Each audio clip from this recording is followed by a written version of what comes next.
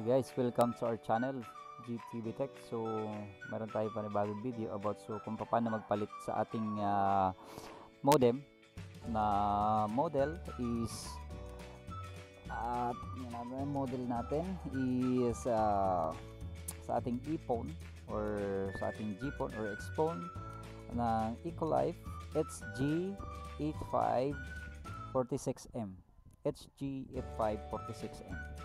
So, first po is pupunta po tayo dito sa ating network. So, palitan natin sa ating Ethernet. So, ayan, change adapter settings. So, dito po tayo dito sa Ethernet natin. Palitan natin yung IP address. So, since akin is mayroon na akong linagay na 100.2 kasi ang default gateway natin is 192.168.100.1.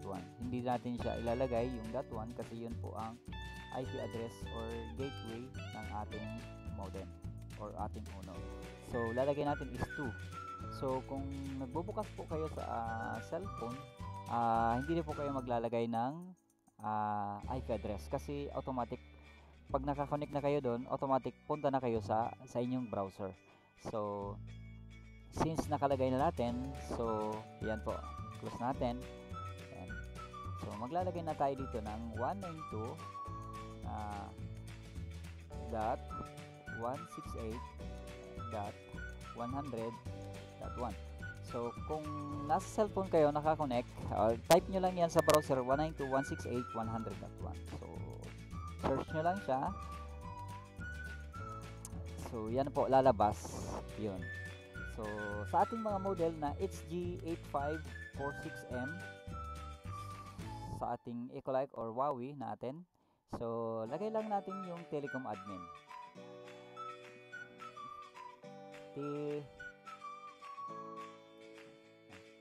Yan, telecom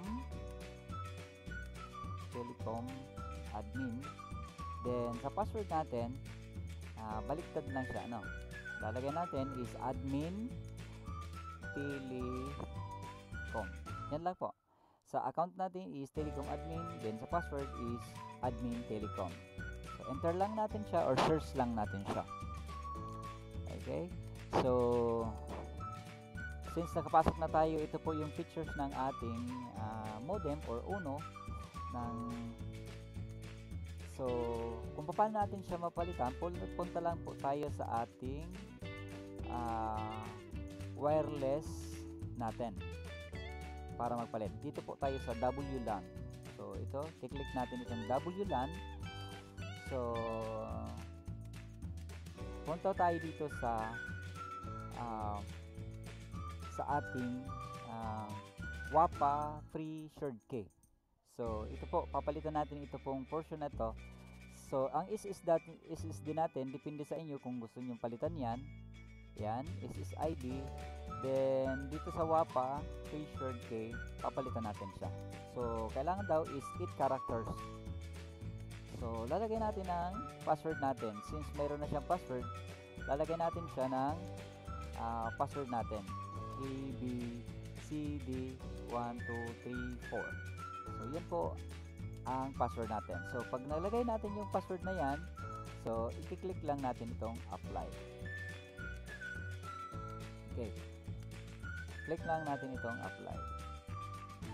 So, pag na-apply lang natin siya, so, kung nakakonect kayo sa cellphone, madi-disconnect kayo sa wireless. So, i-connect nyo yung panibagong password nyo na.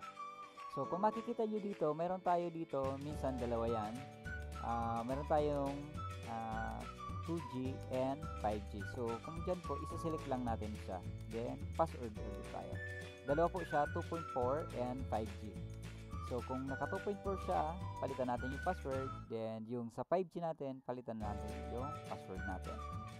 So, yun lang po, pagpalit ng ating password. So, kung paano natin yan, tapos na tayo magpalit, yun po kung paano natin magpalit sa ating HG8546M ng ating password. So, madali lang po kung paano natin palitan. So, try natin siya i-connect sa ating since sa akin, ang SSID ko is yun siyan.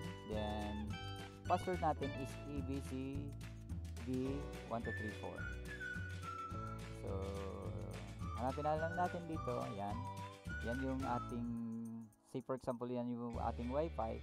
Since i-connect natin. So, ilalagay natin siya ABCD1234. So, next lang natin. Yes lang natin siya. Kung sa cellphone, since automatic na po siya magko-connect. So, yun lang guys sa ating paano magpalit ng ating password sa ating Ono or sa ating modem. Na model natin is HG.